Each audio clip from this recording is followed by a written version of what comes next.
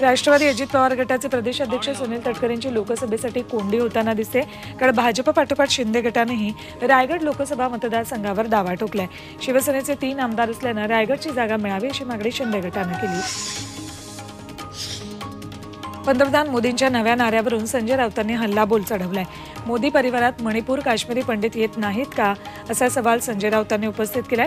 मोदींचा परिवार म्हणजे श्रीमंतांचा परिवार असून खोके देऊन खरेदी केलेले आमदार खासदार हेच मोदींचा परिवार आहेत। 140 कोटी जनता मोदींचा परिवार नाही असं म्हणत राऊतांनी मोदींवर निशाणा साधला।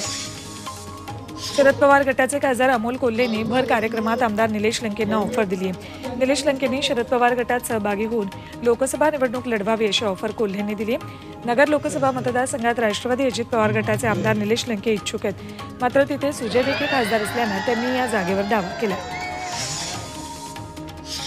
ठाकरे गटाचे खासदार अनिल देसाई अमृत नोनी आर्थो प्लस, ये एक प्रूवन फॉर्मूला है। इसमें मौजूद नोनी फल के गुण और आयुर्वेदिक जड़ी बूटियां शरीर को जरूरी पोषक तत्व देने के साथ साथ हड्डियों और जोड़ों के घिसने, उनमें होने वाले सूजन और दर्द को रोकने में मदद करता है। दर्द मुक्त जीवन के लिए अमृत नोनी ऑर्थो प्लस। मुंबई आर्थिक गुन्हे शाखेनं समन्स पाठवले, त्यानुसार चौकशीसाठी आज ते दाखल झालेत। पक्ष निधीमध्ये 50 कोटी रुपयांच्या हिशोबातील तफावती प्रकरणी चौकशीसाठी देसाईंना बोलावले। भाजप नेते सुधीर मुनगंटीवारांनी विरोधी पक्षनेते वडेट्टीवारांना कोपरखळी मारली।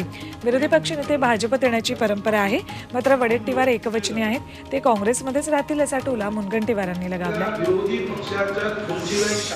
असीम सरोद यांनी शिंदे गटातील आमदारांवर केलेल्या गंभीर आरोपांवर आदित्य ठाकरेंनी प्रतिक्रिया दिली। शिंदे गटाच्या आमदारांचे कॅरेक्टर बघता त्यांनी असं केलं असू शकतं असं आदित्य ठाकरेंनी म्हटलंय।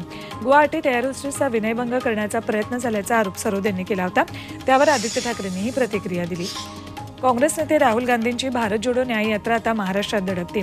12 आणि 13 मार्चला धुळे जिल्ह्यात राहुल गांधींच्या यात्रेचं आगमन होते, त्यानंतर धुळे शहर ते दोंडाईचा दरम्यान ही यात्रा काढण्यात येईल। राहुल गांधींच्या रोड शोचंही आयोजन करण्यात आलं।